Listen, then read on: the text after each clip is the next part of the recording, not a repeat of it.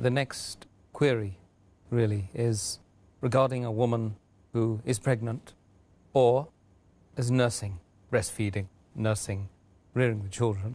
Why are they exempted? According to the verse of the Quran in Surah Baqarah, chapter number 2, verse number 185, that if a person is ill and traveling, he can make up his prescribed periods of day of fasting later on. So most of the fuqahas, most of the scholars, they say that these women who are pregnant and breastfeeding, they come under the category of those who are ill. So therefore, if they want, they can abstain from fasting.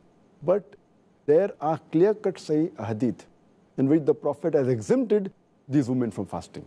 Mentioned in Sunan ibn Majah, hadith number 1667, that our beloved Prophet says, the obligation for a person to fast and part of the prayer has been lifted from a traveler. And the obligation for fasting has been lifted from a lady who's pregnant and who's breastfeeding. Our beloved Prophet ﷺ also said, it's mentioned in Sunan Nisa'i, in the book of fasting, hadith number 2274, that Allah subhanahu wa ta'ala has relieved the traveler from fasting and half his prayer, and Allah subhanahu wa ta'ala has relieved the pregnant woman and the woman who's breastfeeding from fasting. So based on these two hadith also, it's clear-cut that the pregnant woman and the women who are breastfeeding, they have been exempted. And the logical reason that one can think is because when a lady, she's pregnant or she's breastfeeding, the food she eats is not only for herself, it's for herself as well as the baby she's carrying or the baby she's feeding. So but natural, if her fasting makes it difficult for her or becomes difficult for a baby, then she's exempted from fasting.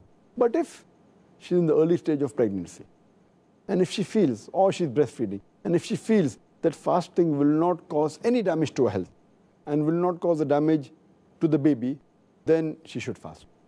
If she has a doubt, if she can do it with hardship, as long as there's no damage to herself, to her health, and the baby, she has the option to fast, not to fast. But if it's causing damage to her health or the baby, it becomes haram for her to fast.